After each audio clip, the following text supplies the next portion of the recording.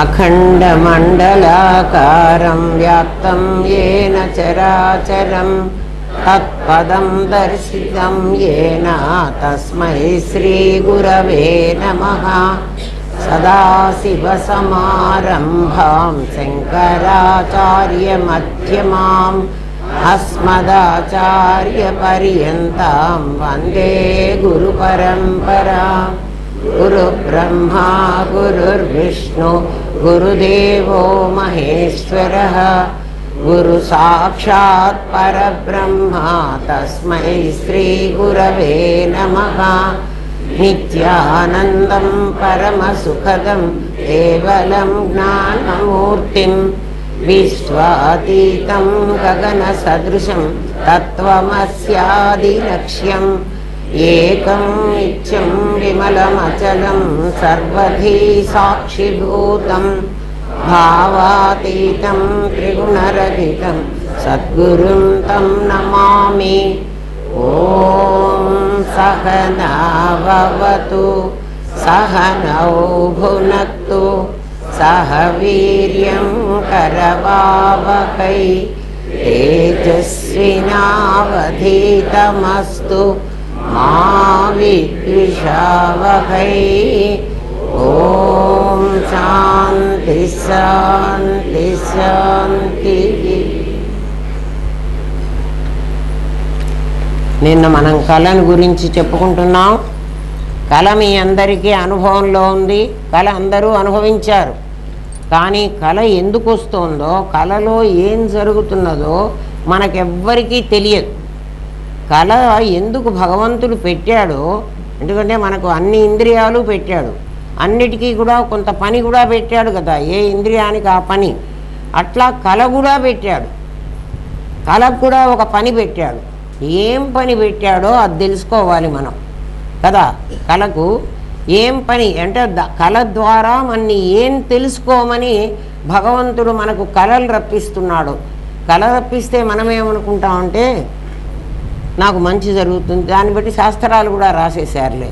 ఈ కళ వస్తే ఇది మంచిది, ఇది చెడ్డ కళ కదా, దీనివల్ల ఇటువంటి ఫలితాలు ఉంటాయి. మనకు కళ వచ్చినప్పుడు రాజులు కూడా కళలు వచ్చినప్పుడు తెల్లవారు లేచి సభలో కూర్చోబెట్టి నాకు ఫలానా కళ వచ్చింది, ఈ కళకు ఫలితం ఏమిటి అని అడిగే రోజులు కూడా మనం కథల్లో విన్నాం. మనం కూడా అంతే చేస్తున్నాం. నాకు పీడకల వచ్చింది, నాకు ఇంకో కళ వచ్చింది అని. అసలు కళ ఎందుకు వస్తోంది, కళలో ఏం జరుగుతోంది? కళలో నిజంగా మనకేం తెలియదు కదా, కానీ కళలో చాలా జరుగుతోంది. అదంతా మీకై మీరు అర్థం చేసుకునేట్టు చెప్తా. కళలో ఏం జరుగుతోందో, ఎట్లా జరుగుతుందో మీకు తెలియాలి. ఏమ్మా, పరమాత్మ ఏం చెప్పాడంటే మన దగ్గర జ్ఞానం ఉంది, అందరికీ జ్ఞానం ఉంది కదా, ప్రతివాడికి జ్ఞానం ఉంది. మన జ్ఞానం ఎక్కడుంది అంటే మన బుద్ధిలో ఉండాలి. బుద్ధిలో జ్ఞానం ఉండడం ఏమిటండి అని అంటే, మళ్ళీ బుద్ధి అనేది అద్దం లాంటిదని మనకు చాలాసార్లు చెప్పుకున్నాం. ఆ అద్దంలో పరమాత్మ చైతన్య ప్రతిబింబం పడుతుందని, అద్దంలోనే పడుతుంది. అంటే రిఫ్లెక్ట్ అయ్యేది అద్దంలోనే. ఆ అద్దంలో పడిన ప్రతిబింబానికి మాత్రమే జ్ఞానమని పేరు. ఆ బింబానికి ప్రజ్ఞ అని పేరు, మర్చిపోవకండి. బింబానికి ప్రజ్ఞ అని పేరు, ప్రతిబింబానికి జ్ఞానం అని పేరు. ప్రతిబింబం ఎప్పుడు పడుతుందో అంటే అద్దం ఉంటే కదా ప్రతిబింబం పడాలి. ఆ అద్దంలో పడ్డ ప్రతిబింబము మన విశేషం. అంటే మనకు బుద్ధి ఉంది, బుద్ధిలోనే ప్రతిబింబం పడుతుంది. అందుకని జ్ఞానం ఎప్పుడు విశేషానికి ఉంటుంది, ప్రజ్ఞ ఎప్పుడు సామాన్యానికి ఉంటుంది. బాగా గుర్తుపెట్టుకోండి, ప్రజ్ఞ అనవాకండి. ఇక్కడ జ్ఞానమే. ఈ జ్ఞానం ఏం చేస్తోందంటే జాగ్రత్త అవస్థలో ఒక రకంగా, స్వప్నావస్థలో మరొక రకంగా, సుషుప్తి అవస్థలో ఇంకొక రకంగా ఉంటుంది. ఎట్లా ఉంటుంది అంటే ఇప్పుడు నా జ్ఞానం నా విశేష జ్ఞానం జాగ్రత్త అవస్థలో డైరెక్ట్గా నన్ను చూడగలుగుతోంది కదా. నా ఎదురుగా ఏ వస్తువున్నా చూడగలదు. అప్పుడు నేనేమవుతాను, నేను జ్ఞాతని జ్ఞానంతో జ్ఞేయాన్ని చూస్తాను. ఇది మీకు తెలుసు. నేను జ్ఞాతని ఎప్పుడు జ్ఞాత అవుతున్నాను? నేను ఎప్పుడు చూస్తానో అప్పుడు నా పేరు జ్ఞాత. నేను దేంతో చూస్తానో దాని పేరు జ్ఞానం కదా. జ్ఞాత జ్ఞానము నా దగ్గర ఉంటాయి, జ్ఞేయము దూరంగా ఉంటుంది. ఇక్కడ తేడా ఏమిటి అంటే జ్ఞాత జ్ఞానం, బాగా వినండి, జ్ఞాత జ్ఞానం నా దగ్గర ఉంది, జ్ఞేయం బయట ఉంది. నేను చూసేటువంటి పదార్థాలన్నీ కూడా నేను తయారు చేసినవి కావు. ఎవడు తయారు చేసినవి? ఒక శిల్పి తయారు చేశాడు, ఒక చిత్రకారుడు తయారు చేశాడు, ఒక గౌండా కట్టాడు కదా. నేను జ్ఞాతని, నా దగ్గర జ్ఞానం ఉంది, ఈ రెండు నా దగ్గరే ఉంటాయి. ఎందుకంటే నా జ్ఞానంతోనే కదా నేను జ్ఞానం ఎవరో చెప్పాను. జ్ఞానం నా బుద్ధిలో ప్రతిబింబించిన పరమాత్మ యొక్క చైతన్య ప్రతిబింబం, మర్చిపోవాకండి, నా బుద్ధిలో. అందుకని నేను విశేషాన్ని కాబట్టి ఆ జ్ఞానం కూడా విశేష జ్ఞానం.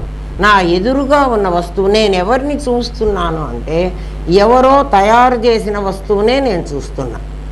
ఎవడి మనస్సులో ఈ టేబుల్ ఎవడో తయారు చేశాడు కదా, నేను నా ఆలోచన కాదు, నా జ్ఞేయం నేను ఎవడో తయారు చేసినందుకు చూస్తున్నా. నా జ్ఞానంతో ఇందాక మీకు ఇంతకుముందు చెప్పాను ఏమిటి అంటే ఎవడో తయారు చేసిన వస్తువు వరకు నా జ్ఞానం వెళ్ళి ఆ ఆకారం పొంది మళ్ళీ తిరిగి నా లోపలికి వచ్చింది. అంటే నా జ్ఞానాన్నే నేను, ఆ ఆకారం పొందిన నా జ్ఞానాన్ని నేను చూస్తున్నా. ఈ సంగతి నాకు తెలియదు, మనకి తెలియదు. ఏం తెలియదు? నా జ్ఞానమే ఆ ఆకారం పొంది మళ్ళీ నా దగ్గరికి వచ్చిందని నాకు తెలియదు కదా. సినిమా దానికి ఉదాహరణ చెప్పా మీకు, ఇంతకు ముందే మీకు చెప్పిన విషయమే గుర్తు చేస్తున్నా అంతే. జాగ్రత్త అవస్థలో నా జ్ఞానం స్పష్టంగా ఉంది, జ్ఞానానికి జ్ఞేయానికి డిస్టెన్స్ ఉంది. అంటే వేరే వేరేవి, అది వేరే నేను వేరే, అది మరొకడు తయారు చేసింది, ఇది నా దగ్గర ఉన్నది. నా జ్ఞానం నా దగ్గర ఉంది కదా. నా జ్ఞానం ఉంటే తప్ప నేను జ్ఞాతను కాను. నేను జ్ఞాతనైనాను, నేను జ్ఞేయాన్ని చూస్తున్నాను. జ్ఞేయం జ్ఞానానికి సంబంధం ఉన్నది కాదు. నాకు కనపడింది అంటున్నారు కదా, నాకు కనపడింది, నా జ్ఞానం దాని వరకు వెళ్ళి తను వెనక్కి తిరిగి వచ్చింది. ఆ ఆకారంలో వచ్చి మళ్ళీ నా దర్పణం మీదే పడి నాకు కనపడుతోంది. ఎట్లా వచ్చింది అంటే ఆ ఫిలిము మీకు ఫోకస్ లాగా వచ్చి తెర మీద పడి ఆ ఆకారం పొందింది కదా. ఫిలిములో ఉన్న ఆకారమే కదా తెర మీద కనపడుతోంది, అర్థమైంది కదా. అట్లా వచ్చింది నా జ్ఞానం నా దగ్గరికి. దీన్ని జాగ్రత్త అవస్థ అన్న. జాగ్రత్త అవస్థ బాగా గుర్తుపెట్టుకోండి. జాగ్రత్త అవస్థలో జ్ఞానము జ్ఞేయము ఉంది, జ్ఞాత కూడా ఉన్నాడు. జ్ఞేయం వేరుగా ఉంది, జ్ఞానం వేరుగా ఉంది. జ్ఞేయము ఎవడో తయారు చేసింది, జ్ఞానం నాది, జ్ఞానం నాది. మళ్ళీ నేను ఇంకో అవస్థ చెప్పినప్పుడు ఇది మర్చిపోకూడదు, అందుకే 2-3 సార్లు చెప్తున్నా. నెక్స్ట్ నేను స్వప్నంలోకి వెళ్ళాను. మనందరం స్వప్నంలో అస్పష్టంగా ఉంది, స్పష్టత లేదు. ఇప్పుడు ఇది చూసినంత క్లారిటీ లేదు. మీకు అందరికీ స్వప్నం అలవాటు తెలుసు. స్వప్నంలో ఇట్లా కనపట్టల్లా, కాబట్టి అది అస్పష్టంగా ఉంది. అస్పష్టంగా ఉండి ఎందుకు అస్పష్టత అయింది అంటే అక్కడ జ్ఞాత జ్ఞానం జ్ఞేయం ఒకడే. ఇక్కడ జ్ఞేయం వేరేవాడు సృష్టించాడు, ఇది వేరేవాడు, ఇది వేరేవాడు, ఇది వేరేవాడు, ఇంకోడెవడో. అంటే క్రియేటర్ ఇక్కడెక్కడున్నాడు? వేరేవాడు ఉన్నాడు కదా. సృష్టించింది ఇంకోడు, దాన్ని నేను జ్ఞేయంగా చూశాను. ఎక్కడ? జాగ్రత్త అవస్థలో. ఇప్పుడు స్వప్నావస్థకు వచ్చేటప్పటికి క్రియేటర్ని నేనే క్రియేట్ చేసుకున్నా. ఏం క్రియేట్ చేసుకున్నాను? నా చిత్తసాగరంలో ఉన్న బొమ్మను ఆధారంగా నేనే తయారు చేశాను, నా జ్ఞానంతోనే చూస్తున్నాను. అప్పుడు నా కళలో జ్ఞాత జ్ఞానం జ్ఞేయం ఒకటే అయింది. జాగ్రత్త ప్రపంచంలో వేరుగా ఉన్నాయి, స్వప్న ప్రపంచంలో ఒకటే అయింది. ఒకటే అయింది కదా. అక్కడ ఇంకోటి ఎవడు మిమ్మల్ని తయారు చేయలే, మీరే చేసుకున్నారు. శాస్త్రం ఏం చెప్తుందంటే జాగ్రత్త అవస్థలో స్పష్టంగాను, స్వప్నావస్థలో అస్పష్టంగాను, అస్పష్టం. సుషుప్తి అవస్థలో స్వప్నావస్థలో స్పష్టాస్పష్టంగాను, సుషుప్తి అవస్థలో అస్పష్టంగాను. జాగ్రత్త అవస్థలో స్పష్టంగాను, స్పష్టాస్పష్టంగాను, సుషుప్తిలో అస్పష్టంగాను ఉంది నా జ్ఞానం. బోర్డు మీద రాస్తాను, మీరు మర్చిపోకుండా ఒకసారి గుర్తుపెట్టుకుంటారు. ఇది స్వప్నరా, ఇది సుషుప్తిరా.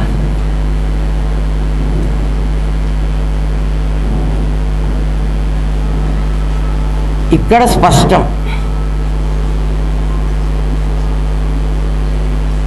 ఇక్కడ స్పష్టాస్పష్టం.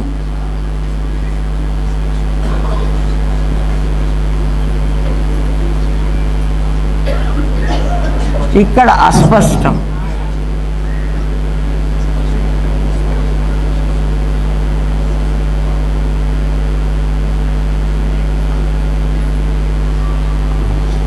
ఇక్కడ జ్ఞాత, జ్ఞానం ఒక సెట్, జ్ఞేయం వేరే వాళ్ళది. ఇది అందుకని వీళ్ళిద్దరినీ ఒక చోట పెట్టా, వీడిని పెట్టా. ఇక్కడికి వచ్చేటప్పటికి జ్ఞాత, జ్ఞానం, జ్ఞేయం ఈ మూడు ఒకటి.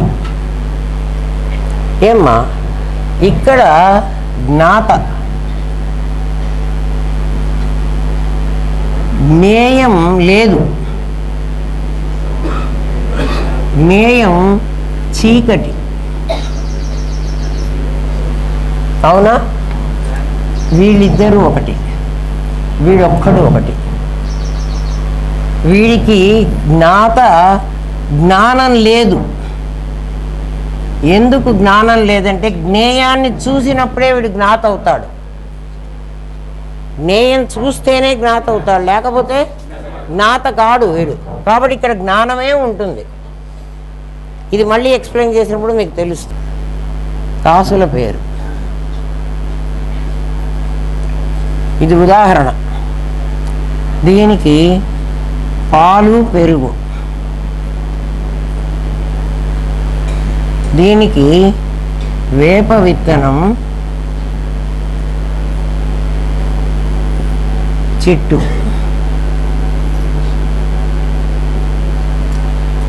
వేప చెట్టు.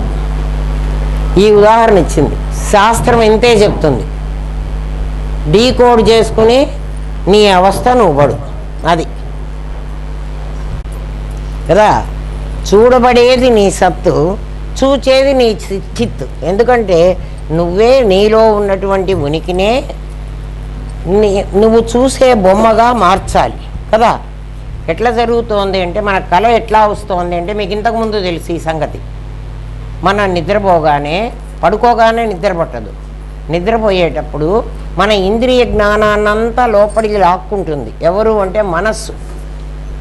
కళ్ళు లోపలికి పీక్కుపోతున్నాయి అంటాం. లోపలికి లాక్కుని వాటినన్నిటినీ చిత్తసాగరంలో వాటిని దాచిపెట్టి తను మాత్రం అందులోంచి బయటికి వస్తుంది. బయటకు వచ్చి చిత్తసాగరంలో ఉన్న బొమ్మల్ని తీసుకుని, వాసనలు వాటిని తీసుకుని తనే వాటి రూపాన్ని పొందుతుంది. మనసు పొందిన రూపమే అది. బుద్ధి తదాకారం పొందుతుంది అని మీకు చెప్తా కదా. మనస్సు ఆ ఆకారాలు పొందుతుంది. అంటే మీ కళలోకి ఎవ్వరూ వచ్చి సృష్టించలే. మీ కళ్ళలో ఒక చెట్టు కనిపించింది అనుకోండి, ఆ చెట్టు ఎట్లా ఉంటుంది అంటే బయట మీరు చూసిన చెట్టులాగే ఉంటుంది. మీరు ఎండలో నడిచేస్తున్నారు. కళ్ళలో బాగా గుర్తు చేసుకోండి. కళలో మనం ఎండలో నడిచేస్తున్నాం. ఎండ తాపం కూడా మనకి తెలుస్తూ ఉంటుంది. ఎక్కడ? కళ్ళలో. అసలు ఎండ సృష్టించింది నేనే. ఎండకు తాపం వచ్చింది, ఎండలో అబ్బా చాలా ఎండలో నేను నడిచొచ్చాను అనుకున్నది నేనే కదా. అక్కడ ఒక చెట్టు కనిపించింది, నాకు చెట్టుకి నీడ కూడా కనిపించింది. నేను కాసేపు చెట్టు నీడ కింద నుంచున్నా కలలో. అప్పుడు నాకేమైందంటే అబ్బా చెట్టు నీడ చల్లగా ఉంది అంటున్నా. కలలో ఎండుందా, కలలో చెట్టు ఉందా, కలలో చెట్టు నీడ ఉందా? మరి కలలో ఎవరున్నారు? కలలో నా జ్ఞానము జ్ఞాతై ఉంది. కలలో ఏమైంది? నా జ్ఞానమే జ్ఞాత అయింది. ఈ జ్ఞాతకి ఎక్కడి నుంచి తెచ్చుకుందంటే నేను ఇలలో చూసినటువంటివి, జాగ్రత్త అవస్థలోనే చూసిన ఎండకు నడిస్తే నాకు తాపం వస్తుంది అన్న నా అనుభవం, ఇక్కడ ఎండలో నడిస్తే మనకు వస్తుంది కదా ఆ అనుభవం, చెట్టు నీడకపోతే చల్లగా ఉంటుంది అన్న అనుభవం, ఇవన్నీ నా వాసనలు నా చిత్తసాగరంలో ఉన్నాయి. అందుకని నా కల్లో కూడా అవే వచ్చినాయా రాలేదా? మరి ఎప్పుడన్నా ఆలోచించారా కల్లో చెట్టు ఎక్కడుంది, కలలో నీడ ఎక్కడుంది, కలలో నీడలో నాకు హ్యాపీనెస్ ఎక్కడ వచ్చింది అంటే అనుభవించేటువంటి జ్ఞానం నీ దగ్గర ఉంది. నీ జ్ఞానమే కలలో దాన్ని అనుభవిస్తోంది. అక్కడ ఏం జరుగుతోందంటే జ్ఞాత, జ్ఞానం, జ్ఞేయం మూడు జ్ఞానమే చేస్తోంది పనులు. దాన్ని మనం ఎట్లా అర్థం చేసుకోవచ్చు అంటే ఏకపాత్ర అభినయం. ఒకడు ఒక్కడే ఉండి వాడే ఇటువైపు నుంచుని దుర్యోధనుడు లాగా మాట్లాడతాడు, ఇటువైపు నుంచుని కృష్ణుడిలాగా మాట్లాడతాడు. దాన్ని ఏకపాత్ర అభినయం అంటారు. ఇద్దరు పాత్రలు ఉండరు. జాగ్రత్త అవస్థలో రెండు పాత్రలు ఉన్నాయి, స్వప్నావస్థలో ఒక పాత్రే అందరిది చేస్తోంది. అక్కడ ఏకపాత్రే ముగ్గురి అభినయం అభినయిస్తోంది. అక్కడ ఉన్నది మాత్రం జ్ఞానమే. ఆ జ్ఞానం కూడా నిద్ర చేత ఆవరించబడబట్టి అది స్పష్టం. ఇక్కడ నాకు కనపడ్డట్టుగా ఇంత క్లియర్గా కనపడదు కదా. అయితే అసలు కనపడకుండా కటిక చీకటి కాదు. కళ ఎట్లా ఉంటుంది? కొంత కనపడుతుంది, కొంత కాదు, చీకట్లో కనపడుతున్నట్టు. దానికి ఏం చెప్తుందంటే శాస్త్రం, నీకు అర్థం కావడం కోసం నీకే కళ వచ్చింది, కానీ కళ వచ్చినప్పుడు నువ్వు దాన్ని గుర్తించలేదు. ఇప్పుడు మనకి శాస్త్రం ఎట్లా చెప్తుందంటే వెన్నెలలో నువ్వు వెళుతూ ఉంటే నీకెట్లా కనపడుతుందో అంటే సూర్యరశ్మిలో కనపడేట్టు కనపడుతుందా? కనపడదు. కళలో ఎట్లా కనపడుతుందా? లైట్ కనపడుతుందా? బాగా వెలుతురు ఉంటుందా? ఉండదు. అందుకని దాన్ని ఏమన్నారు? స్పష్టం అన్నారు. కొంత స్పష్టత ఉంటుంది, కొంత అస్పష్టత ఉంటుంది కదా కళ కంటున్నప్పుడు. కానీ నీకు ఎక్స్పీరియన్స్ ఉంది, కళ కంటున్న అనుభవము నీకుంది. జాగ్రత్త అవస్థలో ఎట్లా అనుభవం ఉందో కళలో కూడా అనుభవం ఉంది. అనుభవం లేదు అనటానికి లేదు, ఎందుకంటే చెట్టు నీడ నీకు చల్లదనాన్ని ఇచ్చింది, ఎండ కూడా తాపం ఇచ్చింది. కాబట్టి అనుభవంలో తేడా లేదు. ఇక్కడ జాగ్రత్త అవస్థలో ఏ అనుభవం ఉందో, ఎందుకంటే జాగ్రత్త అవస్థలో నాకు పాము గరిస్తే నేను డాక్టర్ దగ్గరికి పోతా కదా. స్వప్నావస్థలో కూడా నాకు పాము గరిస్తే నేను డాక్టర్ దగ్గరికి పోవాలి అనే అనుకుంటా. డాక్టర్ పోతానో పోనో తెలియదు. స్వప్నంలో నేను డాక్టర్ని కూడా సృష్టించుకున్నా అనుకో, నేను డాక్టర్ దగ్గరికి పోతాను, ఆ డాక్టర్ నాకు నయం చేస్తాడు కదా.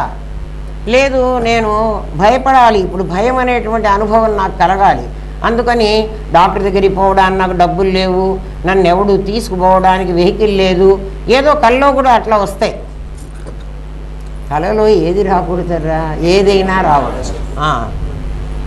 ఏం జరుగుతోంది అనేది మనకు తెలియాలి. ఆ తర్వాత సుషుప్తిలోకి వెళ్ళేటప్పటికి అస్పష్టం.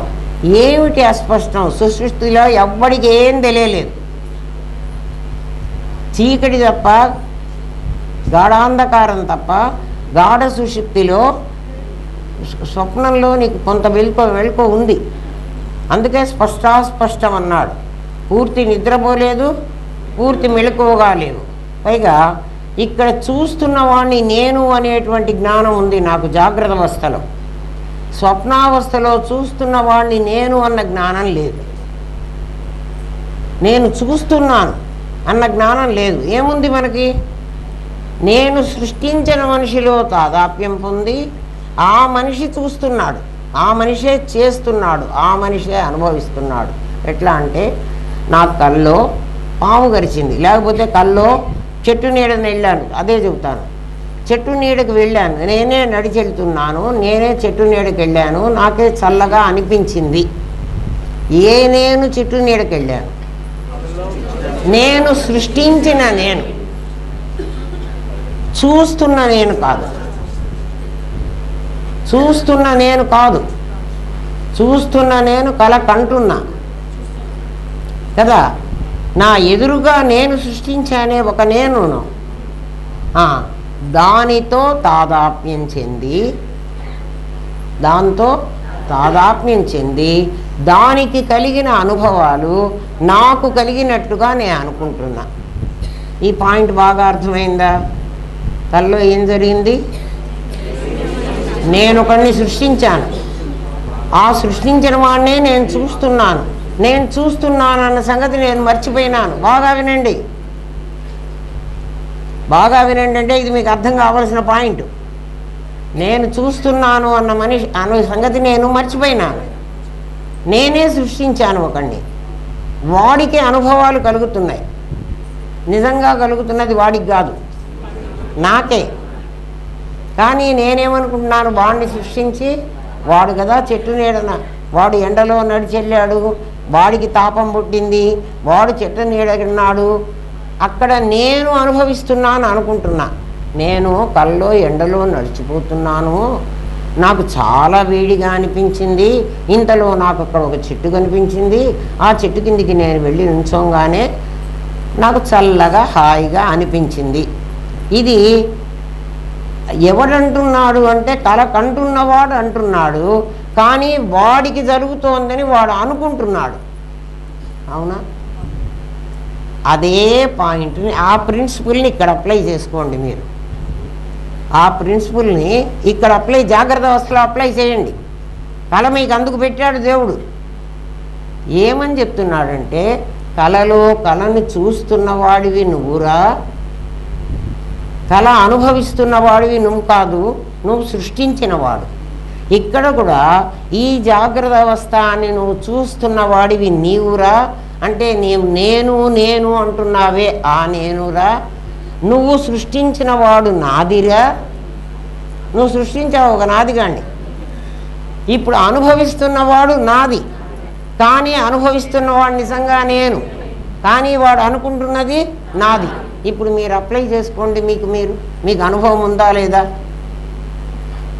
అర్థం కాలేదా? మొహాలు కొన్ని అర్థం కానట్టు పెట్టినాయి, ఎందుకని చెబుతున్నా. మీకు అర్థమైంది, ముందు కూర్చున్న వాళ్ళకి అర్థం అవుతుంది. ఎందుకంటే గురువుకు దగ్గరగా కూర్చున్న వాళ్ళకి ఇక్కడి నుంచి ఇంత శక్తిలో మీకు ఒక శక్తి వస్తూ ఉంటుంది. అందుకే యూట్యూబ్లో పాఠం వింటే ఏం లాభం లే, ఎదురుగా కూర్చొని వింటే లాభం ఉంటుంది. మళ్ళీ వినండి, మళ్ళీ చెప్తాను. కళలో చూసేవాడు ఒకడు, వీడు కళలో చూస్తున్నాడు రా. వీడు కళ చూస్తున్నవాడు, కలగన్నాను అని పొద్దున మీకు చెప్పేవాడు వీడు సృష్టించాడు వీడిని. అంటే ఇప్పుడు వీడు జ్ఞాత, ఇది జ్ఞేయం. జ్ఞాత జ్ఞేయం ఒకటే, ఎందుకంటే ఇక్కడ నేను సృష్టించలే. ఇది మళ్ళీ మీకు అప్లై చేసేటప్పుడు మీరే సృష్టించారని చెప్తా. ఇక్కడ జాగ్రత్త అవస్థలో కూడా ఇది స్వప్నావస్థ. ఈ సృష్టించిన వాడు ఎండలో నడిచిపోయినాడు, వీడికి తాపం పుట్టింది, వీడు ఓ చెట్టు కింద నీడని అక్కడ ఉంచున్నాడు కదా. వీడు ఆభాస కదా, వీడు సృష్టించిన వాడు కదా. వీడికి తాపం ఎట్లా పుడుతుంది? వీడికి జ్ఞానమే లేదు, జ్ఞానం వీడికి ఉంది. కాబట్టి కలుగుతున్నది ఎవడికి అంటే వీడికి. కానీ వీడు అనుకుంటున్నది ఎవరికంటే వీడికి. వీడు నడిచి వెళ్ళాడు కాబట్టి వీడికి తాపం పుట్టింది, వీడు చెట్టు కిందికి చేరాడు కాబట్టి వీడికి చల్లగా హాయిగా అనిపించింది. కానీ వీడు ఏమంటాడంటే నాకే అనిపించింది అంటాడు. అవునా? ఇందులో ఏమన్నా కన్ఫ్యూజన్ ఉందా? ఇప్పుడు మన దగ్గరికి రండి. నేను అనేవాడు ఒకడు, నాది అనేది ఒకటి. ఈ నేను అనేవాడు ఇందాకేం చెప్పాను మీకు, నేను వేరుగా ఉండి నాది వేరుగా సృష్టించిన వాడిని చూశా, అది జ్ఞేయం నాకు. తల ఎందుకు పెట్టాడు పరమాత్మ? ఇది తెలుసుకోవడానికి పెట్టాడు కదా. ఇక్కడ ఏమిటంటే నేను అనేవాడు ఒకడు ఉన్నాడు నీ దగ్గర, నాది అనేది ఒకటి ఉంది. తెలుసు, రెండూ తెలుసు కదా మీకు. నేనుకు నాదే జ్ఞేయం, నేనుకు అది జ్ఞేయం అని చెప్పాను ఇందాక. నీకు జాగ్రత్త అవస్థ తెలియడానికి అది చెప్పాను నేను. ఈ నేనుకి ఈ నాది జ్ఞేయం. ఈ నాదిని ఎవడు తయారు చేశాడు అంటే నేనే తయారు చేశాడు. నేను ఎక్కడ తయారు చేశాను? మా అమ్మ కడుపులో తయారు చేసింది నాదినే కదరా. అమ్మ కడుపులో ఎవరు తీసుకొచ్చి నీకు ఏ ఇంజనీరు లోపలికి వెళ్ళి అవన్నీ అతుకులు పెట్టి అమ్మ కడుపులోకి ఎవడన్నా వెళ్ళాడా? ఎట్లా వెళ్ళగలడు? కాబట్టి వీడే సృష్టించాడు. తలలో ఎట్లా సృష్టించాడో అట్లాగే వీడు అమ్మ గర్భంలో కూర్చుని ఒక జ్ఞేయాన్ని సృష్టించుకున్నాడు. దీని పేరు నాది. దీనికి అనుభవాలు వస్తుంటే ఇప్పుడు మనం అందరం పడుతున్నటువంటి కష్టాలు, సుఖాలు, బాధలు, ఎక్స్పీరియన్సెస్ అన్నీ దీనికి వస్తున్నాయి.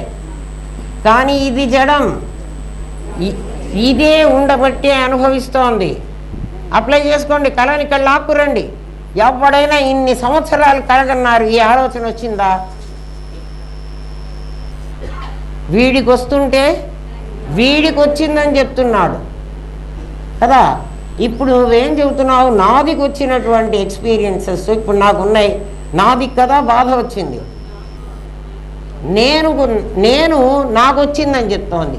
ఎందుకంటే అనుభవం నేనుకుంది, నాదికి లేదు. నాది నేను క్రియేట్ చేసే ఇది ఆభాస. అర్థమైందా? కాబట్టి కలలో ఏం జరిగిందో జాగ్రత్తలో కూడా అదే జరుగుతోంది. ఇప్పుడు నువ్వు 2 సార్లు నీ ట్రూత్ నుంచి నువ్వు బయటకు వచ్చావంటాడు జీసస్ క్రైస్ట్ అంటాడు. 2 సార్లు నువ్వు ట్రూత్ నుంచి బయటికి పోయినావు. ఎక్కడ 2 సార్లు?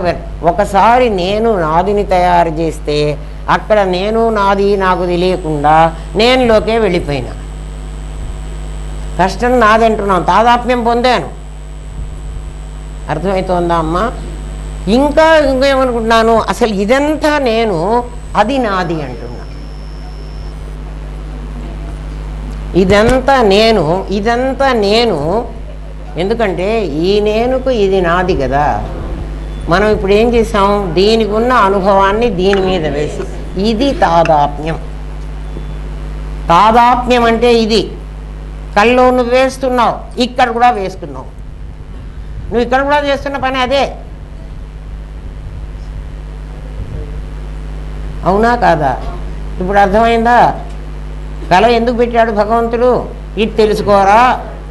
అక్కడ అబద్ధమైనప్పుడు అది నువ్వే సృష్టించావు, ఇది కూడా నువ్వే సృష్టించావు కదా. ఏది ఆధారంగా సృష్టించావు? నీ లోపల అనేకమైన వాసనలు ఉన్నాయి, ఆ వాసనల ఆధారంగా సృష్టించావు. ఎట్లా వాసనలు ఉన్నాయంటే అక్కడ నీకు ఎండ చూపించాడు. ఎండలో నడిస్తే నాకు తాపం వస్తుంది అనేది నీకు ఇక్కడ అనుభవం కదా. అది నీ కల్లోకి తీసుకొచ్చి ఎండ కూడా నువ్వు సృష్టించిందే. నువ్వు సృష్టించిన ఎండ నీకు తాపం వస్తుందా? నువ్వు సృష్టించిన చెట్టు నీకు తాపం ఇస్తుంది, నీకు శాంతి ఇస్తుందా? కదా. ఇప్పుడు ఇక్కడ కూడా నీ నాదిని నువ్వు సృష్టించావు. మీ అమ్మ కడుపులో ఎవడైనా లేదండి నేను సృష్టించలేదండి అంటే లేవండి, ఇక్కడికే రండి, ఇప్పుడు రాగి ఒక్క చెంప పగలగొట్టి చెబుతా. నువ్వే సృష్టించావు. ఎవరు నేను నాది అని అంటున్నావు. ఆ నేనే క్లెయిమ్ చేస్తున్నాడు. ఏమని అంటే నా కన్ను, నా కాలు, నా చెయ్యి. ఎందుకని? వాడు సృష్టించాడు కాబట్టి అది వాడిది.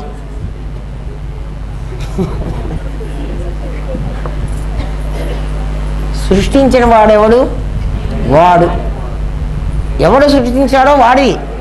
అందుకని వాడే అంటున్నాడు నా కన్ను, నా కాలు, నా చెయ్యి అని. చిన్న పిల్లవాడి దగ్గరికి వెళితే వాడు అంటాడు ఇది నా కన్ను. నీ కన్ను కాదురా నా కన్ను అనండి. వాడు ఒప్పుకుంటాడేమో? ఒప్పుకోడు. మరి వాడు ఎక్కడ ఏ యూనివర్సిటీకి వెళ్ళలే, ఏం చదువుకోలే, మరి వాడు ఎట్లా చెప్తున్నాడు? లే మ్యాన్ కూడా చెప్తాడు నా కాలు విరిగింది అంటాడు.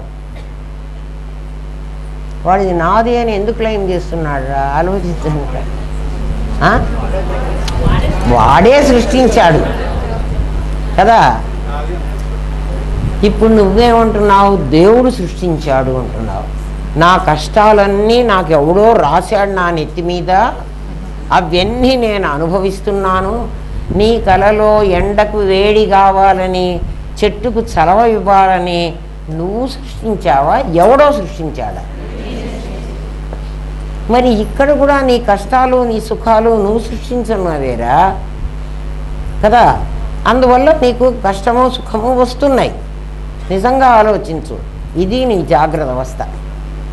అర్థమైందా? ఇంకా కాస్త ఇంకా కొంచెం లోపలికి రండి. మెల్లమెల్లగా దించడమే మా పని. మీరంతా తేలి తేలి సంసార సాగరంలో మునుగుతున్నారు.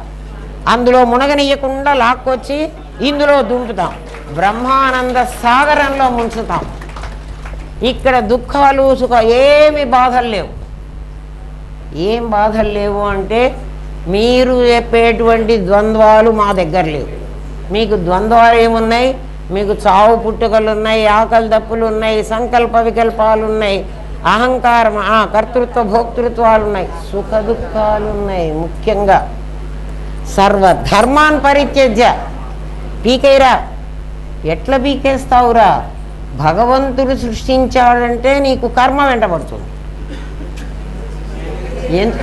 ఎందుకని అంటే వాడెవడో సృష్టించాడంటే కర్మ వాడి నెత్తిన బారేస్తే, వాడెవడో నా నెత్తిన ఇన్ని కష్టాలు పెట్టాడు, వాడి దుంపదేగ. ఒక్క కొబ్బరికాయ కొడతారా? కష్టాలు పోగొట్టరా? దేవుణ్ణి అడుగుతున్నాం. ఎప్పుడు తప్పుని ఎవడి మీద అన్నా వేయటం మనకు చాలా ఈజీ. మన మీద వేసుకోవటం అమ్మా మన అహంకారం ఒప్పుకోదు. అందుకని విచారణ కావాలి. విచారణ చేసిన వాడికి అహంకారం ఒప్పుకుంటుంది. అవును కరెక్ట్ కరెక్ట్. ఇప్పుడు నేను చెప్తున్న మాటలు కరెక్ట్ అంటోందా మీ లోపలిది? దేవుడు ఎవరో కష్టాలు ఇచ్చాడా మీకు? ఇంకెవడో మీకు ఈ బాధలన్నీ పెడుతున్నాడా? మరి వాడిని అడిగితే వాడేం చేస్తాడు? నువ్వన్నీ చేసుకొని కదా, నువ్వన్నీ తయారు చేసుకొని కదా. నేను ఎందుకు తయారు చేసుకున్నా? నా వాసనల ఆధారంగానే తయారు చేసుకున్నాను. దానికే శాస్త్రం ఏం చెప్తుందంటే, ఇంత తెలిస్తేనే శాస్త్రం మాట నీకు అర్థమవుతుంది. బుద్ధి కర్మానుసారిణి. కర్మ ఎక్కడి నుంచి వచ్చింది నాకు? కర్మ నా వాసనానుసారిణి. నా దగ్గర వాసనలు ఉన్నాయిరా. కలలో నేను ఎండలో నాకు వేడి వస్తుంది అన్నది ఒక వాసన లేకపోతే ఆ వాసన ఎప్పుడు తయారైంది? జాగ్రత్త అవస్థలో తయారైంది. అర్థమవుతోందా? జాగ్రత్త అవస్థలో వాసనని నేనే వేసుకున్నా నా లోపల. ఆ వాసన చాలాసార్లు నేనట్లా. మన ఎండాకాలం వచ్చిందనుకోండి, బాబా ఎంత వేడిగా ఉందో. ఎండాకాలం వేడిగానే ఉంటుంది, కానీ నువ్వు అనుకున్నావా లేదా కదా? ఎండలు మరీ ఎక్కువైపోయినాయి. ఎక్కువ అవ్వకుండా ఏముంటాయిరా? భూమి వాటి దగ్గరికి తిరుగుతోంది. భూమి దక్షిణాయనంలో దూరంగా వెళ్ళి ఉత్తరాయణం వచ్చేటప్పటికి తిరిగి సూర్యుడి దగ్గరికి వచ్చింది. సూర్యుడి తాపానికి అది పాపం వేడి అయిపోతుంది. వేడి న్యాచురల్. ఓ నాకు వేడి వచ్చిందో అని అనుకున్నావు కదా, చాలాసార్లు అనుకున్నావు. వాసన కషాయమైంది. కషాయం నీ లోపల కూర్చుంది. అందుకని కలలో కూడా నీ వాసన కషాయం. ఇప్పుడు అర్థమైందా? అంటే ఇంకో కష్టం లేదా?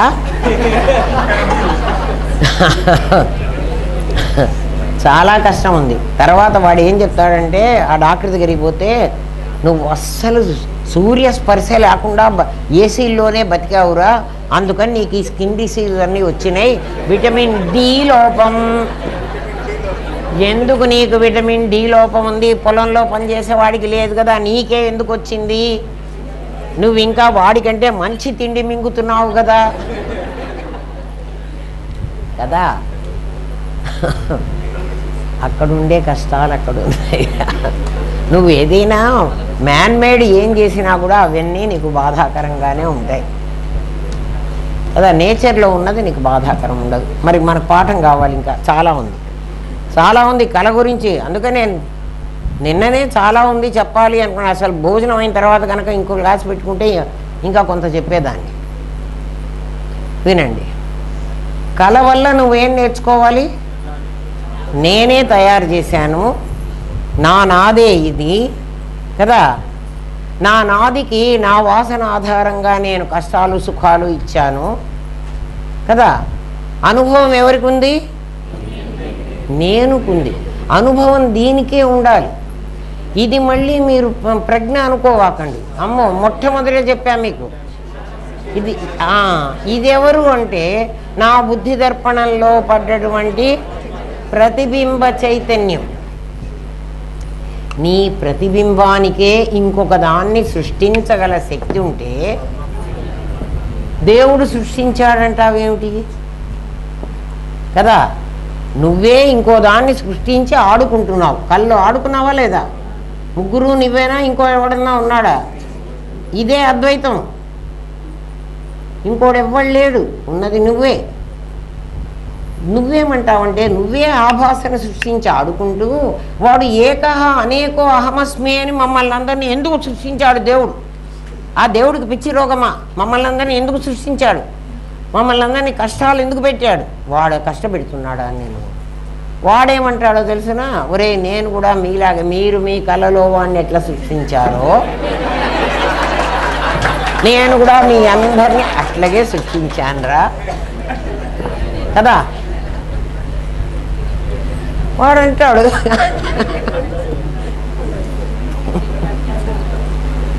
అర్థమైందా? పోన్లే, ఇందాక బాగా తిట్టా కదా, ఇప్పుడు కుమ్మరివాడు కుండ సమంగా ఉండాలన్నది పక్కకు పోతుంటే అప్పుడప్పుడు కొడతాడురా. వాడు కొట్టడం చేత కాకపోతే రంగనాథ్తో కొట్టిస్తాడు. అంతే. వాడు గొప్పలే, నేను గొప్పలే. అది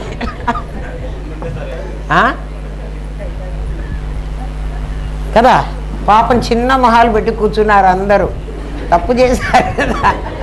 అయ్యో పాపం నా పిల్లలందరూ బాధపడుతున్నారని నేను ఇంకా బాధపడిపోతున్నా.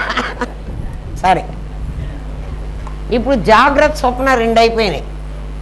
స్పష్టము స్పష్టము అయిపోయింది. ఇప్పుడు అస్పష్టం దగ్గరికి రండి. అందరం కళ ఎప్పుడూ ఉండదు, అప్పుడప్పుడే కళ పెడతాడు దేవుడు.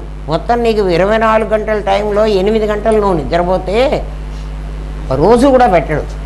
అప్పుడప్పుడు నీకు కాషన్ ఇస్తుంటాడు, ఒరే కళ తెచ్చుకొని అర్థం చేసుకోరా, నువ్వు జీవితంలోకి వెళతావురా. మళ్ళీ నీకు మెళుకువ రప్పిస్తున్నాడు కదా.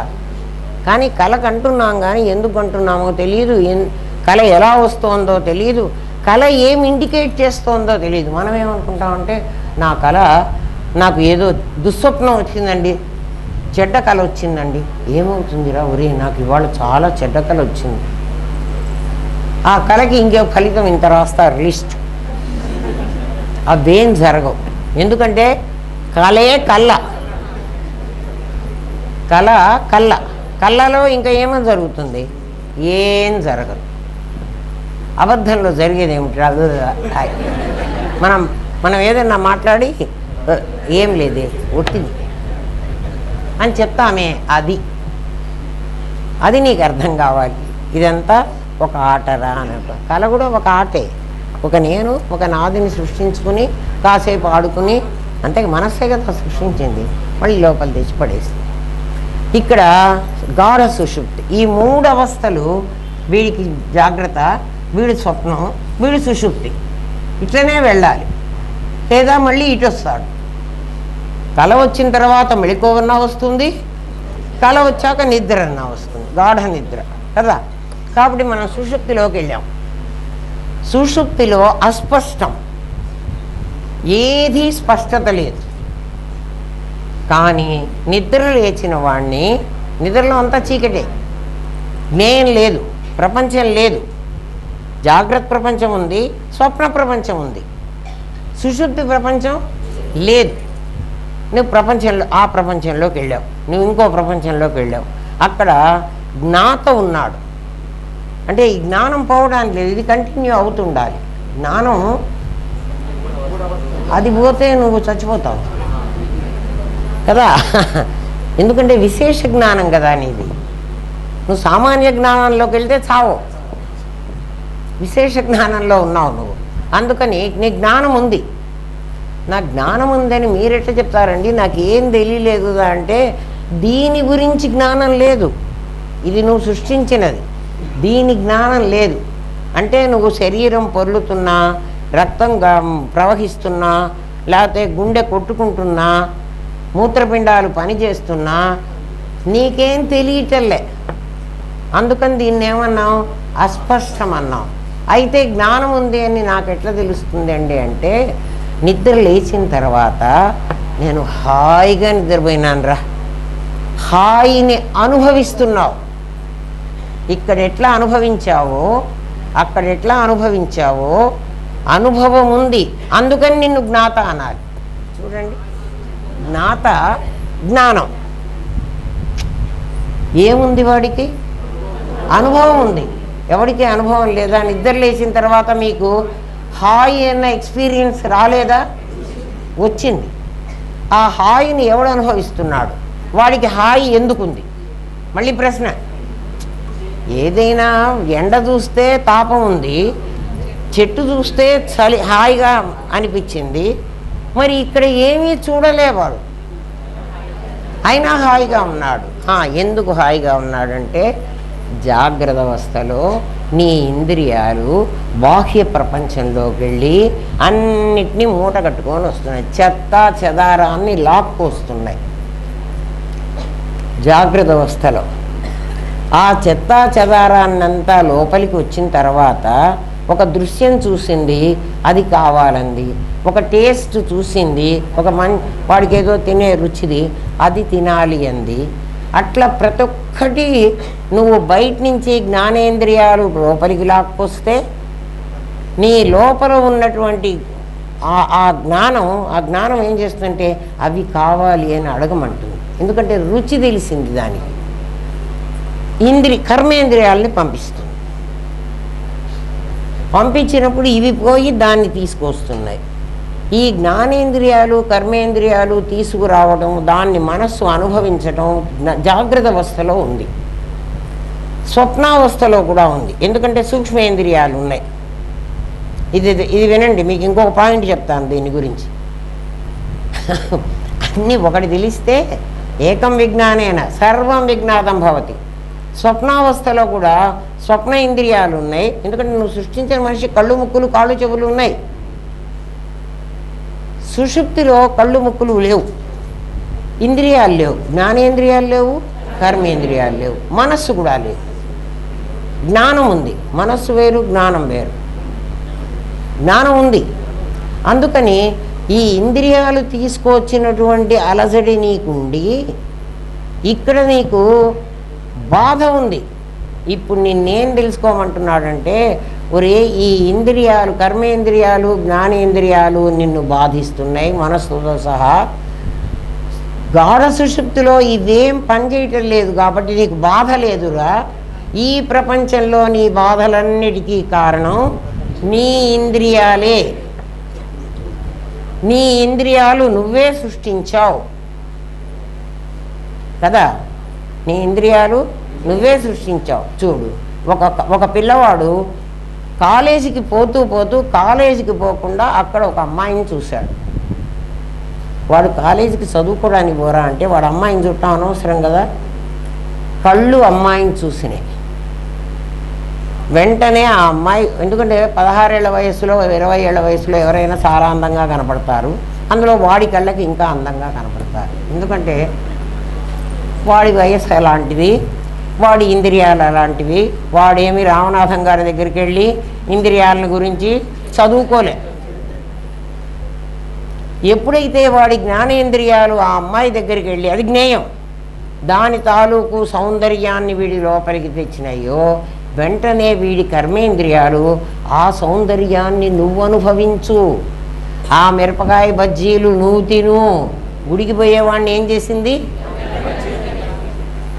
మిరపకాయ బజ్జీలు నీకు కనపడ్డాయా? లేదు, వాసన మాత్రమే.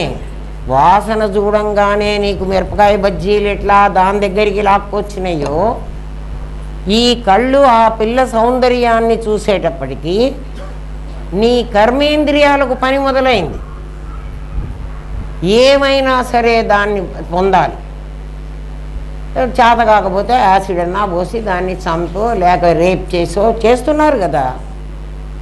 ఇవి ఎందుకు జరుగుతున్నాయంటే జ్ఞానేంద్రియ కర్మేంద్రియాలు మనస్సుతో సహా చేరి నీ దగ్గర 11 మంది ఉన్నారు రా శత్రువులు.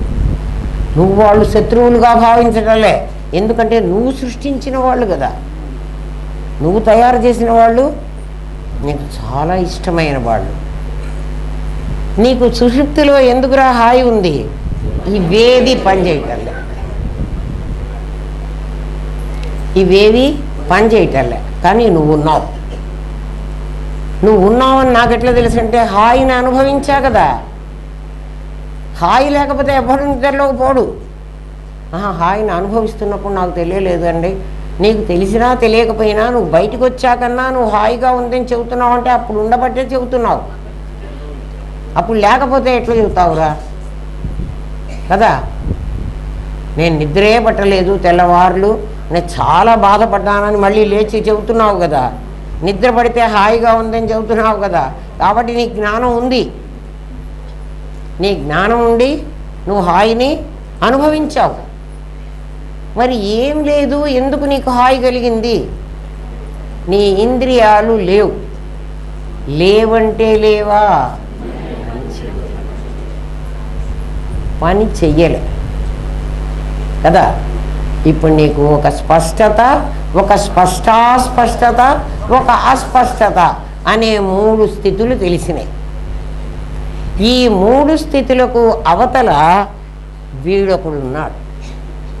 ఈ 3 ఎవడికి వచ్చినాయి అంటే చూడండి, ఈ 3 స్థితులు ఎవడికి వచ్చినాయి అంటే వీడికి వచ్చినాయి. వీడు మొట్టమొదటి నేనుగాడు. ఏ నేనుగాడు? మీ విశేషమైన నేనుగాడు. ఒక విశేషమైన నేను ఉండాలి కదమ్మా. విశేషమైన నేను 4వ తురీయం, దీని పేరు తురీయం అంటాం మేము. వీడి పేరు ప్రత్యక్. వీడి పేరు ప్రత్యక్, ప్రత్యేగాత్మ. ప్రత్యేగాత్మ ఎవడు? వీడే అక్కర్లేదు, ఎవడైనా ఏ 4 అయినా, వీడు కూడా 4. ఈ 3 నా జాగ్రత్త స్వప్న సుషుప్తులు అనుకుంటే వీడు. వీడి పేరు, ఈ 4వ వాడి పేరు మీరు బాగా గుర్తుపెట్టుకోండి. 4వ వాడి పేరు ప్రత్యేగాత్మ. వీళ్ళందరూ కూడా దేహాత్మ, ఇంద్రియాత్మ, ప్రాణాత్మ, ముఖ్యాత్మ వీళ్ళ పేరు. వీళ్ళందరూ అలాంటి ఆత్మలు, అంటే దేహంతో తాదాప్యం పొందారు.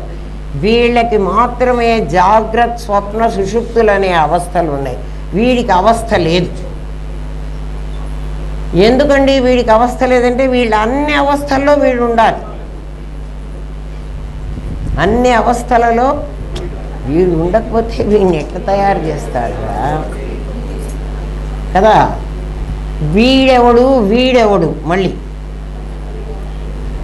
వీడెవడు వీడెవడు వీడు మా అమ్మ గర్భంలోకి వచ్చినవాడు. ఫస్ట్ మొట్టమొదట సీడు రూపంలో మా అమ్మ దగ్గరికి వచ్చాడు వీడు కదా. వీడు రాలే అప్పటికి. మా అమ్మ కన్సీవ్ అయ్యేటప్పటికి వీళ్ళేడు. వీడు వీడిని తయారు చేశాడు. వీడికి 3 అవస్థలు. నాలుగవది నేను. వీడు నాలుగో సింహం. కనపడని నాలుగో సింహం ఎవడరా? పులీస్. వీడు పులీస్. పులీస్ అని ఎందుకన్నారంటే వీడు అనునిత్యం వీడిని ఫాలో అవుతూ ఉంటాడు. వీడు దొంగ. వీడు ఎవరి సొమ్ము దొంగిలించాడు?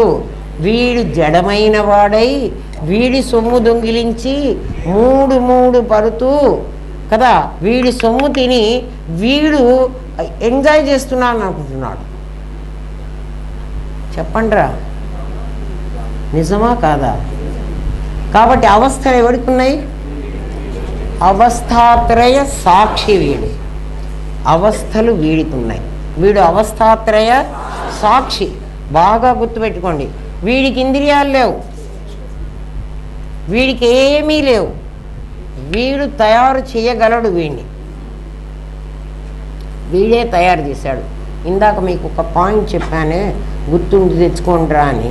ఇంద్రియాలు లేవు, ఏమీ లేవు, నీకు కేవలం అనుభవం మాత్రమే ఉంటుంది. మనం జాగ్రత్త అవస్థలో ఉంటే ఈ ప్రపంచంలో ఇప్పుడున్నాం కదా, ఇక్కడ మనం అన్నీ అనుభవించగలం. కర్మ చేయగలం, కర్మను అనుభవించగలం. రెండూ చేయగలం మనం ఇప్పుడు. అంటే స్వతంత్రులం. ఏ తప్పైనా చేయగలం. ఒక కూనీ చేయగలను, వెళ్ళి జైల్లో కూడా కూర్చోగలను. అంతే కదా. నేను కూర్చోకపోయినా వాడు కూర్చోబెడతాడు. అంటే కర్మ చేసే అధికారం నీకుంది. అధికారం ఎప్పుడు ఉంటుందో అనుభవం కూడా సేమ్ అప్పుడే ఉంటుంది. కర్మను అనుభవించే అధికారం కూడా నీకు ఉంటుంది. స్వప్నంలోకి వెళ్ళేటప్పటికీ నువ్వు అనుభవించే అధికారమే ఉంటుంది, కానీ చేసే అధికారం నీకు లేదు. చేసే అధికారం లేదు నీకు. అట్లాగే స్వర్గానికో నరకానికో నువ్వు పోతే ఇక్కడ కాకుండా అక్కడ నువ్వు కర్మానుభవమే కానీ సుఖానుభవం కానీ దుఃఖానుభవం కానీ కదా అవి అనుభవించటమే కానీ తిరిగి కర్మ చేయడానికి నీకు అధికారం లేదు. ఇది గుర్తుపెట్టుకోవాలి. ఎందుకంటే నీ స్వప్నం ఎట్లాడదు, నీ స్వప్నం ఎలా కరిగిపోతుందో, నీ కళ ఎప్పటికైనా మెళకువలోకి ఎలా పోతుందో, క్షీణే పుణ్యే మర్త్యలోకం విశంతి. అది అక్కడ పుణ్యం అయిపోగానే నాయన ఇక్కడికి వచ్చి పడాలి. కాబట్టి కర్మభూమి ఇది, జాగ్రత్త భూమి ఇది. నువ్వేదైనా అనుభవించాలి, చెయ్యాలి, ఈ బంధాన్ని వదిలించుకోవాలంటే ఇక్కడే. కల్లో వదిలించుకోవడానికి వీల్లేదు, స్వర్గంలో వదిలించుకోవడానికి వీల్లేదు. అర్థమైందా?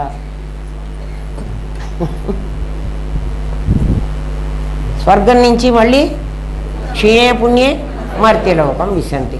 కళలో నుంచి కళ అయిపోగానే మళ్ళీ నిద్రలో కన్నా పోవాలి, జాగ్రత్తలో కన్నా రావాలి. తెలిసిందా? స్వర్గం కూడా అలాంటిది. కర్మ చేయడానికి వీల్లేదు. స్వర్గానికి నేను పుణ్యం చేసి పోతా కదా, పోయిన తర్వాత ఆ స్వర్గంలో ఇంకా కాస్త పుణ్యం చేస్తాను, అప్పుడు మళ్ళీ ఇంకా బ్రహ్మలోకానికి వెళ్తాను. ఇంపాసిబుల్. నీ కళలో నువ్వు ఎలా చెయ్యలేవో కళ ఎట్లా రావాలో అట్లే వస్తుంది కదా. ఎవడు కళను సృష్టిస్తున్నాడు? నీ జ్ఞానం సృష్టిస్తోంది. నీ జ్ఞానమే కదా కళను సృష్టించేది. కళకు మెటీరియల్ ఏంటి? నీ చిత్తసాగర్లో ఉన్న వాసనలు. కాబట్టి అది దాన్ని ఏమనాలి? ఉపాదానం అనాలి. దీన్ని ఏమనాలి? నిమిత్తం అనాలి. నిమిత్తం ఉపాదానం లేకపోతే పని జరగదు. సుషుప్తిలో ఏం జరుగుతోంది? సుషుప్తిలో ఇంద్రియాలు లేవు, నువ్వేం చెయ్యలేవు. ఈ సుషుప్తి స్థితి అంటే నీవు హాయిని అనుభవిస్తున్నావు అన్నావే, ఇంద్రియాలు లేకపోతే నీకు హాయిగా ఉంది అని. అయితే నువ్వు పాపం చేసుకుంటే అక్కడ హాయిగా ఉండదులే. ఎందుకంటే నిద్రపోయినా కూడా కష్టంలో ఉన్నవాడికి సుఖమైన నిద్ర రాదు. నిద్రలో కూడా కలత నిద్ర అంటాం మనం. స్వర్గానికి నరకానికి పోయే వాళ్ళు ఇద్దరు అటువంటి వాళ్ళు కదా. పోవడం అనేది తప్పైన అది నీకు మరణం. ఇక్కడ జాగ్రత్త స్వప్న సుషుప్తి అనేటువంటిది సుషుప్తి మరణంతో సమానం. ఎందుకంటే మరణంలో నీకు ఇంద్రియాలు లేవు. ఏమైనాయి? ఇక్కడే వదిలిపెట్టిపోవాలి. తర్వాత వీళ్ళు కాల్ చేస్తున్నారు. మరణంలో నీకు ఇంద్రియాలు లేవు, అందుకని నీకు ఆ జ్ఞేయం అనేటువంటిది లేదు. అక్కడ నీకు ఒక శరీరం ఇస్తున్నాడు భగవంతుడు. ఎందుకంటే శరీరం లేకపోతే నువ్వు అనుభవం అనేది నీకు ఉండదు. నాకు అనుభవం అసలు ఎందుకు ఉండాలండి, హాయిగా చచ్చిపోయినా కదా మళ్ళీ పుడితే సరిపోలేదా అంటే, నువ్వు చేసిన పాపం పుణ్యం ఎవడు అనుభవించాలి? చేసొచ్చావు కదా అక్కడ కూర్చొని. ఆత్మ తెలుసుకోరా అని నిన్ను పంపిస్తే, మమ్మల్ని ఆత్మ తెలుసుకోమని పంపించాడా అండి దేవుడు? అవునరా, బహూనాం జన్మనాం అంతే జ్ఞానవాన్ మాం ప్రపద్యతే. నన్ను తెలుసుకోవడానికి నీకు మానవ శరీరం ఇచ్చాను రా పిచ్చివాడా. నువ్వేం చేస్తున్నావు? నువ్వు సృష్టించిన వాడితో ఆడుకుంటున్నావు. 3 వీడికి లేవు. 3 ఏమిటండి, ఇంకా నేను చెప్పక్కర్లే. వినండి, దానికి ఉదాహరణలు ఇవి పెట్టాడు. శాస్త్రం ఏం చెప్పిందంటే, ఉదాహరణకి నీకు కాసుల పేరు చెప్పింది, ఆ తర్వాత పాలు పెరుగు చెప్పింది, ఆ తర్వాత వేప చెట్టు, వేప విత్తనం, వేప చెట్టు విత్తనం అని రాయలేదా? వ్యవసాయం, అది వేప విత్తనం, వేప చెట్టు అని చెప్పింది. ఈ 3 మనకు తెలియాలి ఇప్పుడు.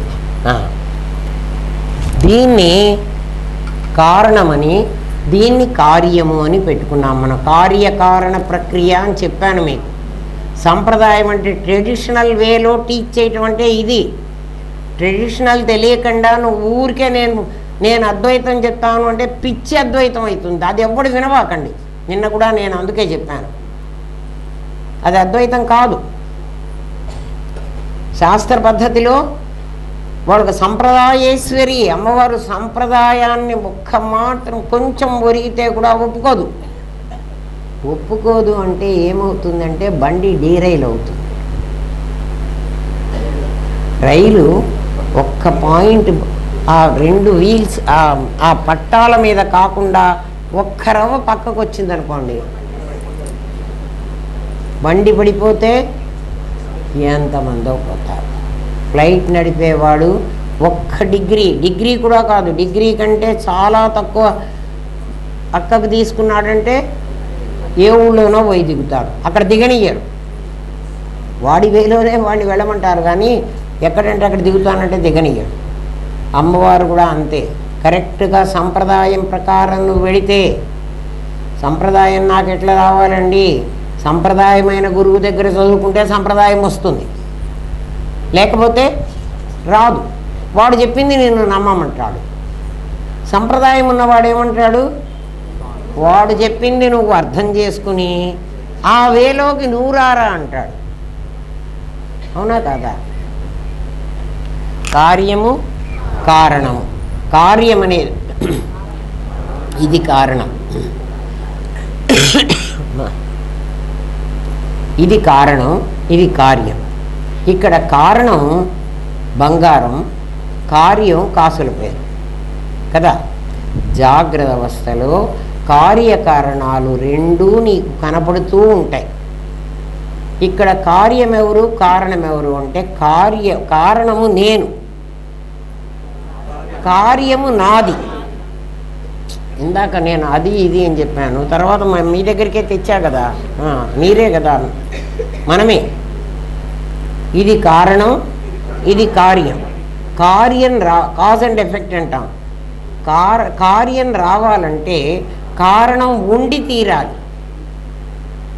కుండ కావాలంటే మట్టి ఉండాలి, మట్టి లేకుండా కుండ రాదు, బంగారం లేకుండా రాదు. ఇట్లా ప్రతిదానికి కార్యకారణ ప్రక్రియలో ప్రతిదానికి ఒక కారణం ఉంటుంది. ఆ గోడకు కారణం ఏమిటి అంటే సిమెంటు, ఇటుక, కాంక్రీట్, అది కడ్డీలు ఏవో అవి ఈ కార్యంగా పరిణమించినాయి కదా. అట్లా ఈ చెట్టుకు కారణం ఎవరు అంటే ఆ విత్తనం. ఈ వస్తువు అందుకే ప్లాస్టిక్ కుర్చీ, చెక్క టేబుల్ ఇవన్నీ అంటున్నాం. అంటే ఏమిటి? చెక్క. ఇది మీకు ఇంతకు ముందే తెలుసు, ఊరికే మీకు గుర్తు చేయడానికి చెప్తున్నాను. దాని కారణం, దాని కార్యంలోనే దాగి ఉంటుంది. కారణం ఎక్కడ ఉంటుంది? కార్యంలో దాగి ఉంటుంది. అట్లా మనకి ఇన్ని వస్తువులు కనిపిస్తుంటే ఈ ఇన్ని వస్తువులు వేరే వేరే కారణంలో నుంచి వచ్చినాయి. ప్లాస్టిక్లో నుంచి ప్లాస్టిక్ కుర్చీ వచ్చింది, వెండిలో నుంచి వెండి ప్లేట్ వచ్చింది కదా, చెక్కలో నుంచి చెక్క బొమ్మ వచ్చింది. ఇప్పుడు వీటన్నిటికీ కలిసి ఒక కారణం ఉండకపోతే ఇన్ని కారణాలుండి ఇన్ని కార్యాలు ఉంటే అద్వైతం కాదు. ఇన్ని కారణాలుండి ఇన్ని కార్యాలు, ఎన్ని కార్యాలు ఉన్నాయి చూడండి కదా. అన్నీ మీరేమంటారంటే అన్ని పంచభూతాల్లోంచి వచ్చినవే కదా అంటారు. వచ్చినవే కదా కాదు, ప్రతిదానికి ఒక కారణం ఉంది. కారణం లేకపోతే నేను పట్టు చీర, నూలు చీర కదా, అట్లా ప్రతిదానికి ఒక కారణం ఉంది. కానీ వీటన్నిటినీ కలిసి ఒక్క కారణం చేయండి. ఎట్లా చేయాలండి? మూల కారణం ఎవ్వడు, అనాది మధ్యలయుడెవ్వడు. మూల కారణం, వాడి పేరు మూల కారణం. అంటే కారణాలన్నీ ఒకటే కలిసి ఒక్కటిగా నాకు కనపడాలి. ఎట్లా కనపడతాయి? ప్రతి కారణాన్ని అస్థిలోకి మార్చు, ప్రతి కారణాన్ని భాతిలోకి మార్చు. అన్నిటికీ కలిసి ఒకటే కారణం అయిపోతుంది. అవి రెండు అస్థి భాతి. ఎట్లా అవుతాయి? ఒరే నాయన, ప్రతి వస్తువుని నువ్వు కార్యకారణాలు నీకు తెలుసు. కాసుల పేరు బంగారము, అదే చెప్తాను మీకు. అంటే ఏదైనా చెప్పచ్చు, శాస్త్రం చెప్పింది ఇది. శాస్త్రం కాసుల పేరు చెప్పింది, అందుకని తలా ఒక కాసుల పేరు చేయించుకొని రండి రేపు. అర్థం చేసుకోవడానికి చెప్పిందర్రా కాసుల పేరు. బంగారము, వీటినన్నిటినీ కలిసి మూల కారణం చేయమన్నాం కదా. కారణంలోనే పెట్టకుండా మూల కారణం చేయమన్నాం. మూల కారణం ఎట్లా చేయాలి అంటే కాసుల పేరు బంగారు, కాసుల పేరు బంగారము, కాసుల పేరు. కాబట్టి కాసుల పేరు ఉంది, బంగారము ఉంది, ప్లాస్టిక్ ఉంది, కుర్చీ ఉంది, ఫోను ఉంది కదా, దీని తయారైన మెటీరియల్ ఏదో ఆ మెటీరియల్ కూడా ఉంది. ఉంది అనేటువంటి దాంతో మొత్తాన్ని సత్తుని ఒకటి చేయి. చేస్తావా చేయవా? అందుకనే మనిషి దగ్గరికి వచ్చేటప్పటికి కూడా మనిషి he is, she is. He she అంటే సరిపోలే, ఎందుకు ఈజ్ అంటున్నావు? ఈజ్కి అర్థం ఏమిటి? ఉంది. ఉంది అని ఎప్పుడు అన్నావో నువ్వు మొత్తాన్ని కలిసి మూల కారణం చేసావా? అందుకని ప్రతిదీ ఉంది ఉంది అంటున్నావు కదా. బావి ఉంది, ఇల్లుంది, పొలం ఉంది కదా, పంట ఉంది, ఉంది అంటే ఏం చేస్తున్నావు? అస్థి చేసావు. ఉందని నువ్వు ఎట్లా చెప్తున్నావురా? నాకు కనిపిస్తోంది కదా. అట్లా ఆత్మ లక్షణాలు చెప్పాడు. గుణాన్ని బట్టి నువ్వు ద్రవ్యాన్ని కనుక్కోమన్నప్పుడు ఆత్మ లక్షణం ఏం చెప్పాడు? నేను ఉన్నాను, నా ఎదుట ఉన్నదాన్ని నేను కనుక్కోగలను. నేను ఉన్నాను, నా ఎదుట ఉన్నదాన్ని నేను కనుక్కోగలను.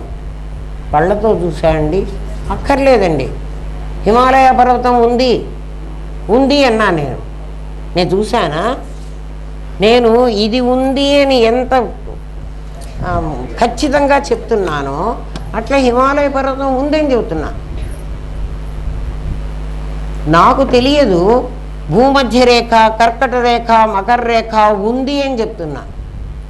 నేను చూశానా? మరి ఉంది అని అంత కాన్ఫిడెంట్గా ఎట్లా చెప్తున్నావు? అది అస్థి, నాకు తెలుసు. మీరు ప్రతి ఒక్కళ్ళురా నేను నాదిని మాట్లాడుతున్నప్పుడు నేను ఉన్నాను అని ఎంత ఖచ్చితంగా నేను ఉన్నానని అంటున్నావు కదా. నీకే అద్వైతమో తెలియకపోయినా ఏరా నువ్వు ఉన్నావా? ఉన్నాను ఉన్నాను అని మొత్తం కలిసి నువ్వు ఒకటిగా చేయడం నువ్వు మూల కారణం అది. మూల కారణం ఎవ్వడు? నీకు ఎప్పుడైతే మూల కారణం తెలిసిందో అది ఎవడు? అస్థి భాతి ఎవడు? అస్థి ఎవడు? భాతి ఎవడు? అస్థి సత్తు, భాతి చిత్తు. అనాది మధ్య లయుడెవ్వడు? ఆది మధ్యాంతరం లేనివాడు వాడెవడు? ఇదిగో వీడు ఘనంలోకి వెళ్తాడు. అందుకే అస్థి భాతి లెవెల్లో మీకు సచ్చిత్తులు చెప్పనన్నాను. లేనివాడు సచ్చిత్తులు అస్థిభాతి ఒకటే అని అంటాడు. ఎందుకంటే వాడికి తెలియదు కదా. వాడు చెప్తే వాడి శిష్యుడు కూడా ఎస్ కరెక్ట్, మా గురువు గారు ఏం చెప్తే అది. వాడు ఎవడో చెప్పాడు కదా, గాఢ సుషుప్తే ఆత్మ పొమ్మన్నాడు. మరి తురియం ఎవడికి ఇస్తావు రా నాయన? తురియ అతీతం ఎవడికి ఇస్తావు? పిచ్చి పిచ్చిగా మాట్లాడతారు రా మనుషులు. వినండి, నా కళ ఇంకా చాలా ఉంది. కళ అప్పుడే అయిపోదు. చాలా స్టడీ చేశారు ఆ కళను గురించి. నేను స్టడీ చేశానా చేయలేదా మీకే? మీరందరూ సర్టిఫై చేస్తున్నారు కదా. ఇదే జరుగుతోంది కదా కళ. నేనేదో ఎగ్జాజరేట్ చేసి చెప్పట్లేదు.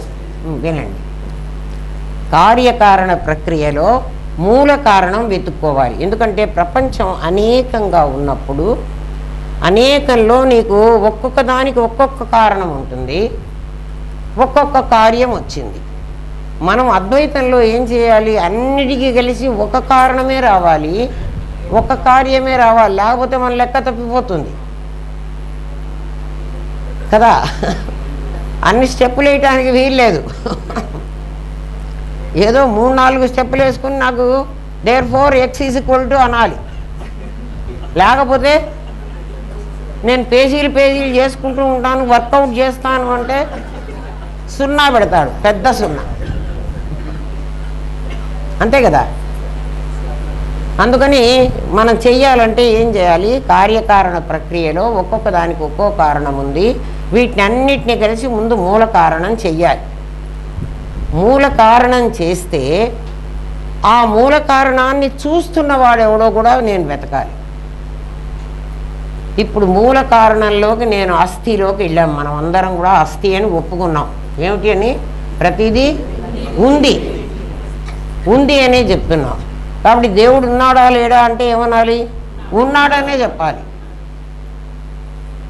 ఆ దేవుడు ఎవరిలాగా ఉన్నాడు అంటే వెంకటేశ్వర స్వామి లాగా ఉన్నాడు, వీడిలాగా ఉన్నాడు, వాడిలాగా ఉన్నాడు కదా. వీడిలాగా కూడా ఉన్నాడు. చరాచరం, చరంలో అచరంలో కూడా వాడు ఉండాలి. చరంలో అచరంలో ఉండాలంటే దీంట్లో వెంకటేశ్వర స్వామి ఏడి నాకు చూపించు అంటే చూపించలేను, దీంట్లో ఉంది చూపించగలను. అర్థమైందా?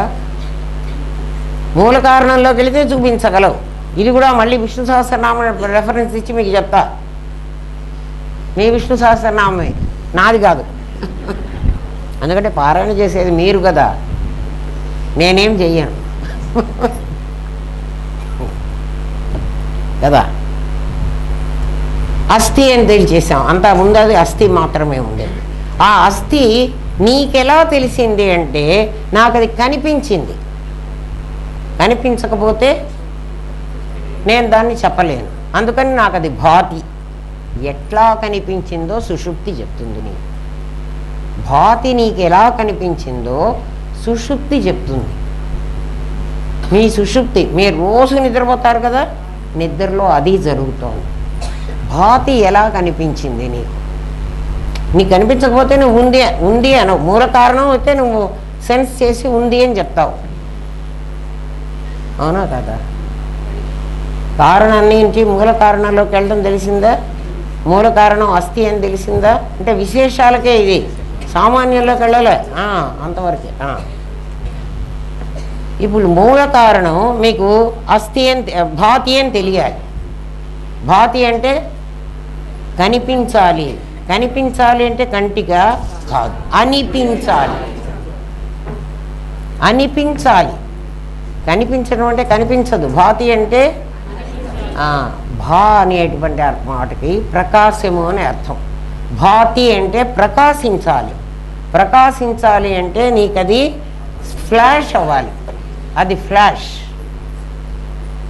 అర్థమైందా? ఫ్లాష్ ఎక్కడ అవుతుంది? నీ లోపల అవుతుంది. దానికి రూపం చెప్పగలరా? చెప్పలేరు. ఎందుకని చెప్పలేరు? అది భాతి కాబట్టి. భాతికి ఆకారం లేదు, బట్ భాతి ఉన్నది. నతద్భాసయతే సూర్య, అక్కడ సూర్యుడు ఉండడు, ప్రకాశించడు, కానీ అది ఉంటుంది. అది ఉంటుంది, అది భాతి. వినండి చెప్తాను.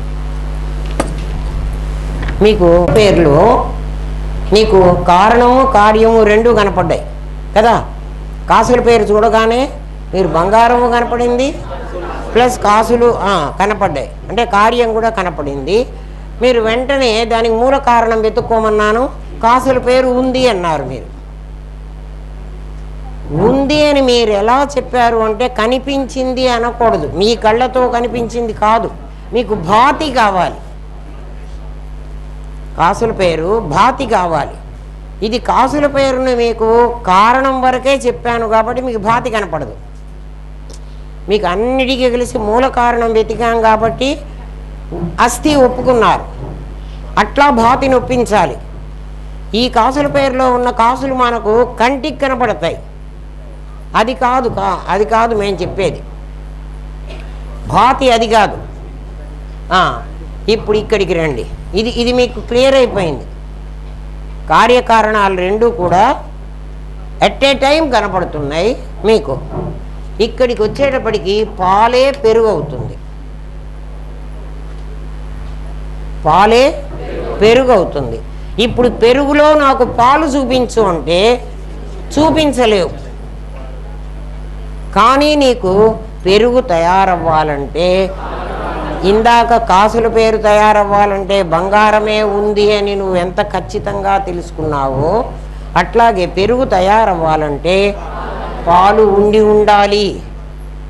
పాలు ఇక్కడ లేవు, కానీ ఇక్కడ పెరుగు రూపంగా ఉంది పాలే. పెరుగు రూపంగా ఉంది పాలే. కాబట్టి పాలు ఉన్నాయి, దాని మూల కారణం వెతుకు. పాలు అస్థి. పెరుగు రూపంగా తయారైన పాలు భాతి నీకు కనిపిస్తున్నాయి. కనిపించినాయా కనిపించలేదా? అది భాతి. కాసుల పేరు కనిపించినట్టు కాదు. అది అస్థి, అది భాతి. నీకెవ్వరు చెప్పక్కర్లే. ఇది అస్థి భాతి అని నువ్వే చెప్తావు. పెరుగు చూపించి, నాయన ఇందాకేమన్నావు పట్టు చీర, నూలు చీర, అట్లా రెండు చెప్పాం. పాలే పెరుగైంది. అవునా కాదా? అట్లా ఏమైందంటే పాలే పెరుగైందని ఎట్లా అయిందంటే, అట్లాగే విశ్వం విష్ణు. నీకు విష్ణు సహస్రనామం చెప్తున్నప్పుడు విష్ణువు పేరు మొదట పెట్టాలి కదా, పెట్టలేదు. విశ్వమే విష్ణువు అని చెప్పాడు. ఏమిట్రా అట్లా అరుస్తాడు? అవునా? దూరం పెట్టినా. విశ్వమే విష్ణువు అని చెప్తున్నాడు. విశ్వం విష్ణు. వషట్కారో స్వర్గాది నరకాదులు కూడా విష్ణువే. కాబట్టి ఇది విష్ణువు, ఇది విష్ణువు, ఇది విష్ణువు. అంటే ఈ విష్ణువే ఇదిగా కూడా ఉన్నాడు. ఇప్పుడు అర్థమైందా? అప్పుడు ఏం చెప్తున్నావు నువ్వు? పెరుగే అదే ఈ పెరుగు నాకు కనబడుతున్నది. పెరుగు నాకు కనబడుతున్నది వీడు కాదు. నాకు కనబడుతున్నది వీడు రావాలంటే వీడు ఉండి తీరాలి. వీడు కనపడటంలే బంగారంలాగా. అమ్మో ఇది చాలా కష్టమైన విషయం రా. పాలు పెరుగు తెలుసుకునేటప్పుడు నాకు దేవుడు దిగి వచ్చాడు కదా, ఇంతే ఉంటుందని చెప్పాను. దీన్ని అర్థం చేసుకునేప్పుడు ఎంత కష్టమో ఆలోచించండి. అయితే మీరు అంత కష్టపడి మాకెందుకమ్మా చెబుతున్నారు అంటే, మా గురువు అమ్మ నీకు ఎట్లా తెలిసిందో అట్లా చెప్పన్నారు. నాకు ఎట్లా తెలిసిందో అట్లాగే చెప్పమన్నారు ఆయన, అందుకే అట్లాగే చెప్తున్నారు. చూడండి. నాకు ఇట్లాగే తెలిసింది. అయితే నాకు ఇవన్నీ మీకు చూపించడానికి నాకన్నా బ్రెయిన్లోనే చూసుకున్నా, మీకు ఇవి చూపించి చెప్తున్నా. మీకు ఇవి ఎందుకు చూపిస్తున్నానంటే మీకు గుర్తుండాలి అని, మళ్ళీ మళ్ళీ మర్చిపోతారని. ఇప్పుడు ఇది పెరుగు, ఇది పెరుగు అంటే ఇది పెరుగు. ఈ పెరుగు తయారవ్వాలంటే ఈ పాలు ఉండాలి. ఇది లేకపోతే ఇది రాదు. ఇదే ఇదిగా కనపడుతోంది. ఇప్పుడు నేను నాది వేరని చెప్పా ఒకప్పుడు, ఇప్పుడు నేను నాది అది కావాల్సింది. నేను నాది వేరని చెప్పి నాదినిచ్చి ఇచ్చా అని కొట్టేశాం. ఇప్పుడు ఏం చేస్తున్నాం?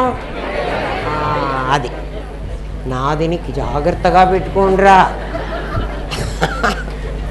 అరే ఎంత బాగుందిరా, అద్వైతం ఎంత ఆనందం రా. అందుకే ఆనందధామంలో అంతా ఆనందమే. చూడు ఎన్ని ఆనందాలు ఉన్నాయో కదా. అర్థమైతే భలే ఆనందంగా ఉంటుందిరా. ఈ రోగం కూడా అడ్డం రాదు, చాలా హ్యాపీగా ఉంటుంది. వినండి, మీకు తెలిస్తే మీకు కూడా బాగుంటుంది కదా. ఇప్పుడు ఏమైనాడు? పాలు పెరుగు. ఈ స్థితి నీకు స్వప్నంలో తెలుస్తుంది. స్వప్నాన్ని నువ్వు కనుక డిరైవ్ చేసుకుంటే నీకు ఇది తెలియాలి. కళ వస్తుంది, మర్చిపోతున్నావు. పొద్దున ఎవరికో అసలు ఎన్ని కళలు వచ్చినాయో ఒకసారి అయినా గుర్తున్నాయో మనకు. ఆ రోజు మరునాడైతే ఎవరికో చెప్పుకుంటాం, అప్పుడు గుర్తుంటాయి. తర్వాత మీకు కళ వచ్చింది కదరా అంటే అవును వచ్చింది. ఎప్పుడో ఏం కళ వచ్చిందో చెప్పండి. ఒక్క కళ కూడా గుర్తులేదు కదా. ఇప్పుడు ఏమైంది? ఎప్పుడైతే మనం మూల కారణం వెతికామో, మూల కారణం అస్థి అని చాలా ఈజీగా తెలిసిపోయింది. మూల కారణంలో భాతి వెతకాలి. భాతి వెతకాలి అంటే ఇప్పుడు పాలు పెరుగవడం ఎంత ఖచ్చితమో, ఈ కార్యం కారణం అయి ఉండడం అంత ఖచ్చితం. కానీ కార్యం కనపడదు, కారణం కనపడదు, కార్యమే కనపడుతుంది. కార్యమే కనపడినా నీకు జ్ఞానం ఉంటే తెలియని వాడికి పెరుగు పాలు అవుతుందని, పాలు పెరుగు అవుతుందని తెలియని వాడికి ఏమవుతుంది? పెరుగే తెలుస్తుంది కదా. పాలే పెరుగైందని కార్యకారణ ప్రక్రియ తెలిస్తేనే నీకు తెలుస్తుంది. దాంట్లో మూల కారణంలోకి నువ్వు అస్థిలోకి వెళ్ళాలి. అస్థిలోకి వెళితే నీకు భాతి కనపడుతుంది. కనపడిందా? ఇప్పుడు పెరుగులో పాలు కనపడ్డాయా? అనిపించాయి. అది రావాలి. కనిపించలే, అనిపించింది. ఇంకా సుషుప్తిలోకి వెళదాం. అర్థమైంది కదా. మార్ము 7:37 కూడా అయిపోయింది. పోన్లే వినండి, ఇంకో 10 నిమిషాలు తీసుకుంటా, కానీ మీకు అర్థమైతే బాగుంటుంది కదా. ఇక్కడ ఏమైందంటే వేప విత్తనం, వేప చెట్టు, మనం ఇవన్నీ చూసాం. ఒక చెట్టు చూడగానే ఒక విత్తనం లేకపోతే చెట్టు రాదు. విత్తనం ఖచ్చితంగా ఉండాలి. విత్తనం ఉంటేనే చెట్టు వస్తుంది. చెట్టు అయిన తర్వాత విత్తనం మాయమవుతుంది. ఇక్కడ పాలు మాయం కాలే,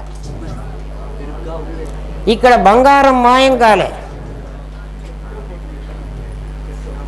జాగ్రత్తగా వినండి, బంగారం మాయం కాలే. బంగారము కాసుల పేరు రెండూ కనపడ్డాయి నీకు. ఎక్కడ? జాగ్రత్త అవస్థలో. ఇప్పుడు జాగ్రత్త అవస్థలో నీకు జ్ఞానం ఉందా? నీకు స్వప్నంలో జ్ఞానం ఉందా? సుషుప్తిలో జ్ఞానం ఉందా? చెప్తున్నాడు. జాగ్రత్త అవస్థలో బంగారం మాయంగాల, ఇక్కడ పాలు మాయమైపోయినాయి. కానీ మాయమైనాయి అంటే మొత్తం టోటల్ లాస్ కాదు, అదే పెరుగుగా కనబడుతున్నది. పాలే పెరుగుగా కనబడుతోంది. ఇక్కడికి వచ్చేటప్పటికి చెట్టు ఎప్పుడు వచ్చిందో విత్తనం కంప్లీట్గా మాయమైంది. చెట్టు మొలిచిన తర్వాత గింజ పెట్టకపోతే చెట్టు రాదు. రిలేటివ్ అంతా ఇదే. గింజ పెట్టకపోతే చెట్టు రాదు. చెట్టు వచ్చిన తర్వాత గింజ ఉండదు, గింజ లేదు. పీకి చూడండి, గింజ లేదు. మరి ఏమైంది గింజ? గింజే వేళ్ళుగా అయింది, గింజే కొమ్మలుగా అయింది, గింజే ఆకులుగా అయింది, గింజే కాయలుగా అయింది, గింజే మళ్ళీ గింజగా అయింది. ఏమైంది? గింజే గింజగా అయింది కదా. ఇక్కడ కనపడుతుంటే పాలు నీకు భాతి అన్నావు, పెరుగు కనపడుతుంటే పాలే, లేకపోతే పెరుగు కావడానికి లేదు కాబట్టి, బంగారం లేకపోతే కాసుల పేరు రాదు కాబట్టి బంగారమే కాసుల పేరు అయింది అన్నావు, పాలే పెరుగు అయింది అన్నావు. ఇప్పుడు అట్లా విత్తనమే చెట్టు అయింది అనగలవా? ఎందుకని? నీకు అక్కడ కనపట్టల్లా, నీకు కారణం కనపట్టల్లా, కార్యం కనపడుతోంది, చెట్టు కనపడుతోంది. కారణాన్ని నువ్వేం చేయాలంటే వెతుక్కోవాలి. చెట్టే కనపడుతోంది, నీకు కార్యం కనపట్టల్లా, అది కనపట్టల్లా.